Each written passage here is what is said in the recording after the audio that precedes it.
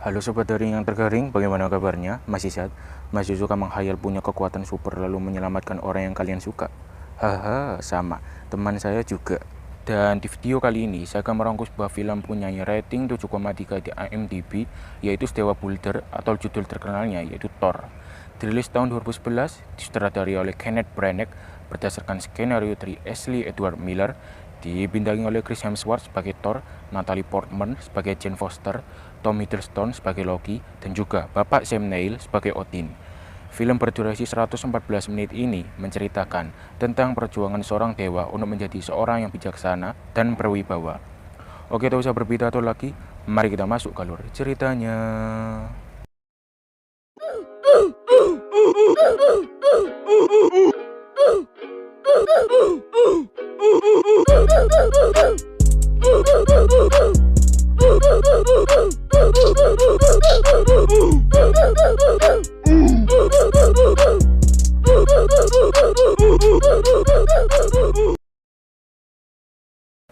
Berlatar belakang di sebuah kawah di Puente Antiguo, New Mexico, terlihat sekelompok ahli astrofisika sedang parkir mobil di sebuah kawah.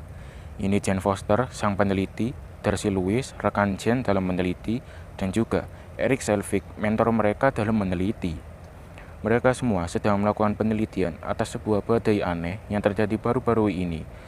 Di tengah penelitian, terlihat sebuah aurora halus yang berada di dekat mereka. Karena penasaran, mereka pun bergegas dan tancap gas ke sana.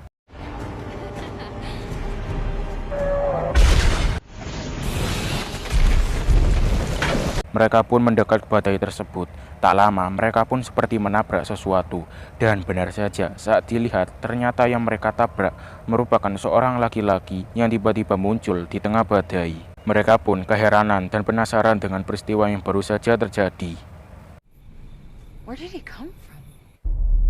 Adegan pun berpindah ke tahun 965 Masehi di Tonsberg, Norwegia. Terlihat sekawanan makhluk menakutkan yang biasa mereka sebut sebagai raksasa beku sedang menginvasi umat manusia dengan menggunakan pusaka mereka untuk mengubah manusia menjadi sebongkah es batu. Penginvasian itu sendiri dipimpin oleh raja mereka, Laufey, sang penguasa Jotunheim, tempat tinggal raksasa beku. Dengan tindakan rasis dan separatis yang telah mereka lakukan, membuat sang dewa Odin Allfather turun ke bumi untuk melakukan pertarungan antara pasukannya dengan pasukan Laufey.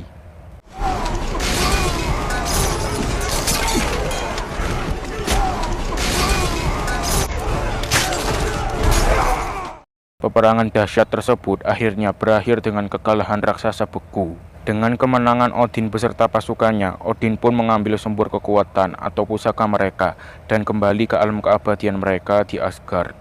Here we remain as a beacon of hope, shining out across the fallen into man's myths and legends, Asgard.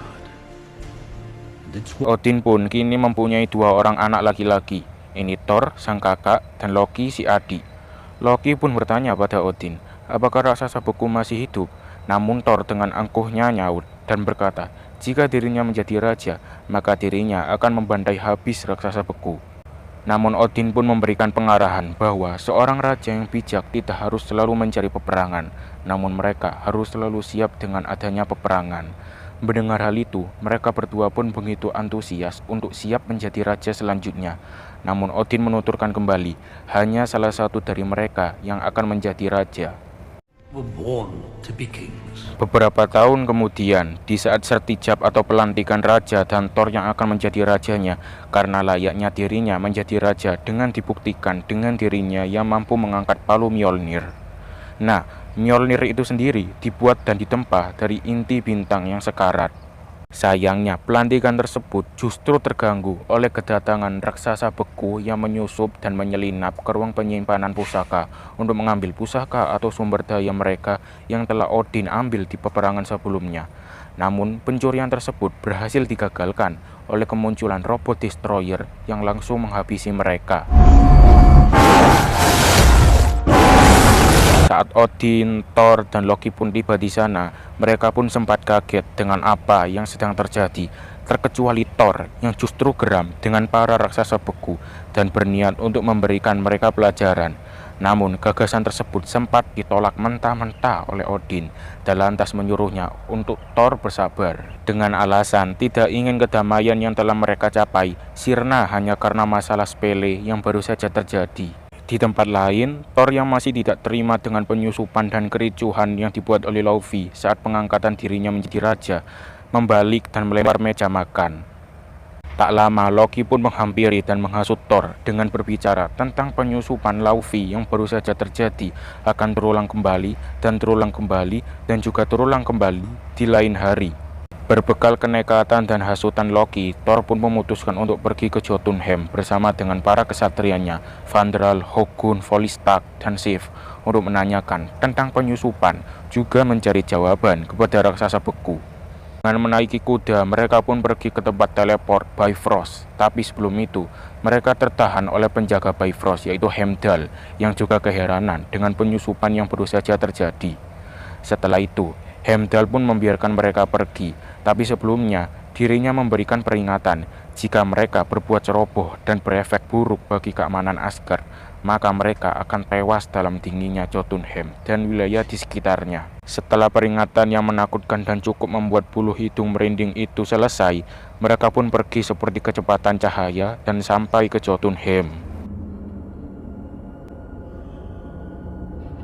Mereka pun akhirnya menemui sang raja dari raksasa beku untuk menanyakan tentang penyusupan yang baru saja dilakukan oleh pasukannya. Laufey pun dengan sontak menjawab jika Asgard memiliki banyak pengkhianat di dalamnya.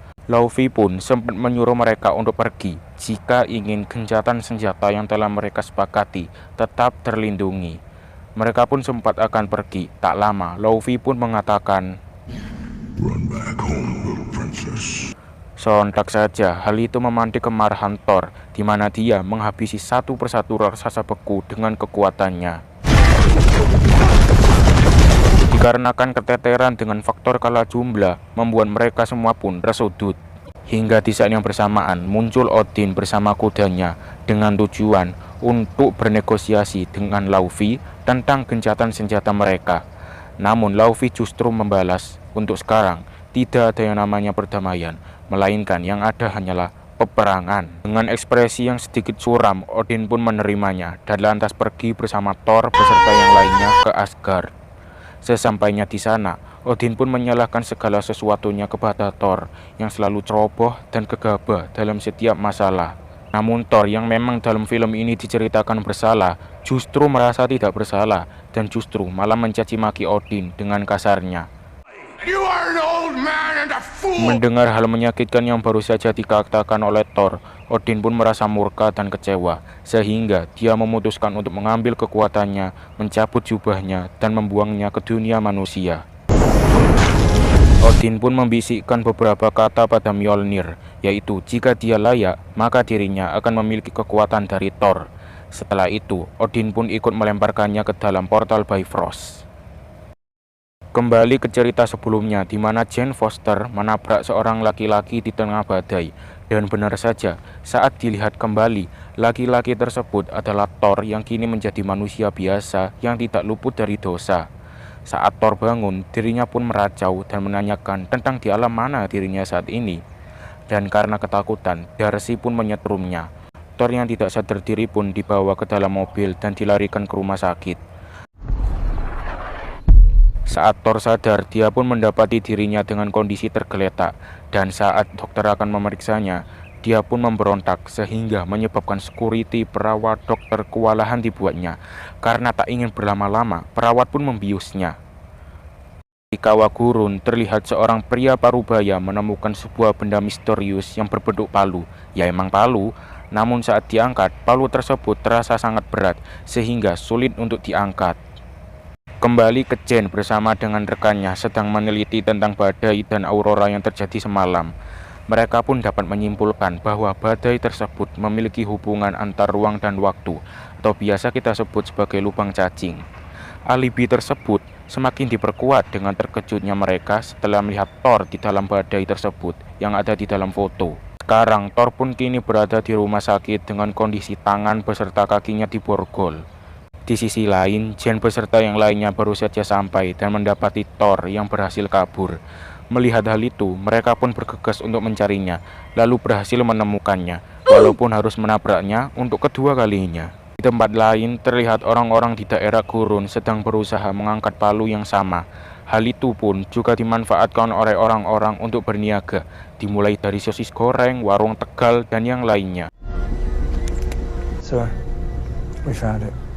Adegan pun berpindah ke Loki yang sedang berada di ruang pusaka bersama Odin, di mana Loki sekarang mengetahui sebuah fakta bahwa dirinya merupakan anak dari Laufey yang dibuang dan kemudian diasuh oleh Odin dengan suatu tujuan, yaitu untuk mencapai kedamaian antar dua pihak. Merasa seperti barang yang dimanfaatkan oleh Odin, Loki pun membentak Odin, sehingga secara spontan penyakit jantung dari Odin kumat-kumatan dan membuatnya tepar di saat itu juga. Singkatnya, Thor pun kini bersama dengan Jen, Darcy, dan Eric, dan mereka sedang berada di sebuah warteg untuk mukbang pentol sebaskom. Tak lama, Thor pun mendengar percakapan orang-orang yang sedang membicarakan tentang sebuah satelit atau apalah itu, dan membicarakan tentang beratnya benda tersebut, sehingga mustahil untuk diangkat. Dengan ekspresi dan mimik wajah yang ia keluarkan, dapat disimpulkan jika Thor telah mengetahui benda apakah tersebut. Alhasil, dia pun bergegas pergi dari sana. Sempat akan mengajak mereka bertiga untuk ikut bersamanya, namun bukannya mendapat teman perjalanan, dirinya malah mendapatkan sebuah penolakan. Sehingga dia pun berpamitan dan pergi sendirian. Saat kembali ke tempat riset ilmiahnya, nahasnya dia pun mendapati barang-barangnya diangkuti, digotongi, hingga dibawa pergi oleh orang-orang yang menyebut diri mereka sebagai anggota dari SHIELD. Years of research. Gone. Kembali ke Asgard yang dimana Lady Sif beserta kesatria yang lain ingin mengajukan permohonan dan banding kepada Loki yang kini menggantikan posisi Odin, yang dimana Odin sedang mengalami masa kritis untuk mengizinkan Thor kembali ke Asgard. Namun permohonan itu justru ditolak mentah-mentah olehnya. Perhaps reconsider. We're done. Kembali ke Jen yang kini lebih memihak kepada Thor dan memilih untuk mengantarkannya. Malam hari pun tiba, begitu juga dengan tibanya mereka di sana. Thor yang tak ingin berlama-lama, tanpa pikir panjang memilih menerobos masuk, melemahkan keamanan dan penjagaan. Satu persatu penjaga pun tepar dibuatnya, begitu juga dengan penjaga yang bertubuh besar.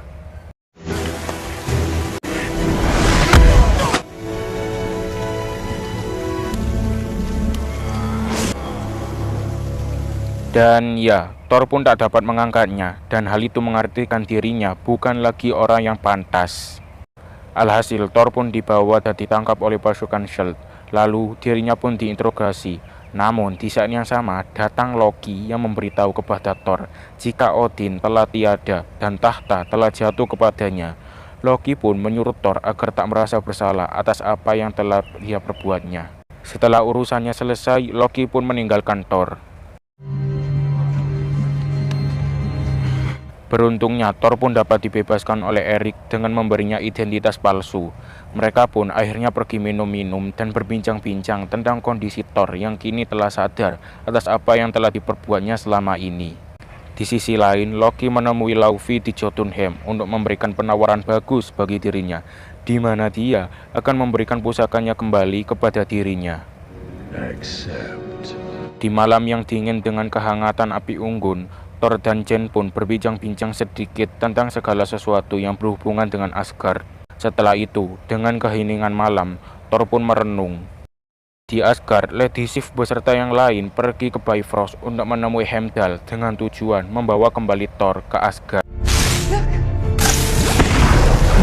Di keesokan harinya, mereka pun akhirnya bertemu Thor, dan alangkah bahagianya dan terkejutnya Thor melihat mereka datang untuk menemuinya. Langsung ke intinya saja, di mana Sif meminta agar Thor kembali ke Asgard dan berkata jika Odin masih hidup. Sontak saja Thor pun merasa terkejut dan marah karena termakan oleh kebohongan adiknya sendiri. Mengetahui para kesatrianya pergi untuk menemui Thor di bumi, Loki pun segera membekukan Heimdall, mengirim robot destroyer dengan tujuan agar Thor tak akan bisa kembali lagi ke Asgard. Akhirnya, robot destroyer tersebut dapat ditenangkan oleh perkataan Thor yang lebih memilih melindungi Jen beserta yang lainnya, juga meminta maaf tentang kesalahan yang telah diperbuatnya. Dan ya, Thor pun dibuat tepar tak berdaya. Tak lama, Mjolnir pun hilang kendali dan meluncur terbang ke arah Thor.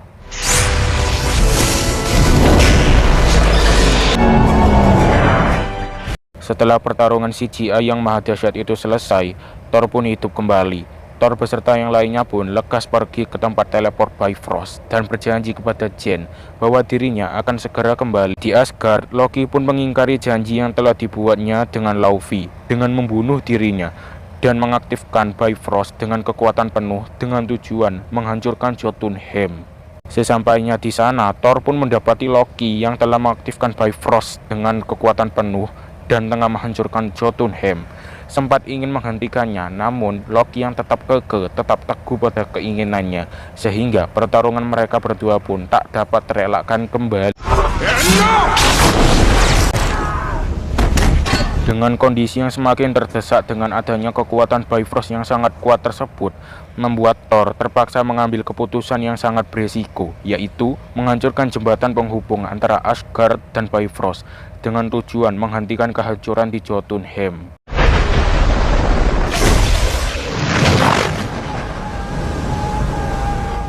Beruntungnya mereka sempat diselamatkan oleh Odin yang berada di sana. Loki pun beralasan jika dirinya melakukan semua itu untuk dirinya dan Asgard. Namun Odin membuat respon yang berbeda, sehingga Loki pun kecewa. Dan ya, Loki pun melepaskan pegangan dan memilih jatuh ke dalam lubang hitam. Jane yang sedang menunggu Thor pun memilih pergi karena menganggap Thor yang sudah pergi tak akan pernah kembali. Kini Thor pun hidup damai bersama orang-orang Asgard dan harus merelakan kepergian Loki yang memilih bunuh diri. Di akhir film, terlihat seorang laki-laki berkepala pelontos bernama Nick Fury bertemu dengan Erik Selvig dengan tujuan ingin menunjukkan sebuah batu kubus atau disebut juga Tesseract dan mengajaknya untuk meneliti benda tersebut. Tak lama muncul Loki yang ternyata memalsukan kematiannya dan kini sedang mengendalikan pikiran Erik. Well, I guess that's worth a look. Dan film pun selesai. Bagaimana filmnya? Cukup menarik, dan menurut saya film ini cukup menarik, terutama pada adegan pertarungan yang menggunakan CGI yang dahsyat, semakin membuat film ini cukup hebat sebagai film berkategori superhero. Itu dan juga amanat yang bisa diambil dari film ini adalah jadilah pemimpin yang bukan berdasarkan dari jabatan atau kekuasaan seorang pemimpin, tetapi jadilah pemimpin yang bijaksana dan baik dalam memimpin orang lain. Maka dari itu, rajin-rajinlah berkampanye. Sekian, saya undur diri. Terima kasih.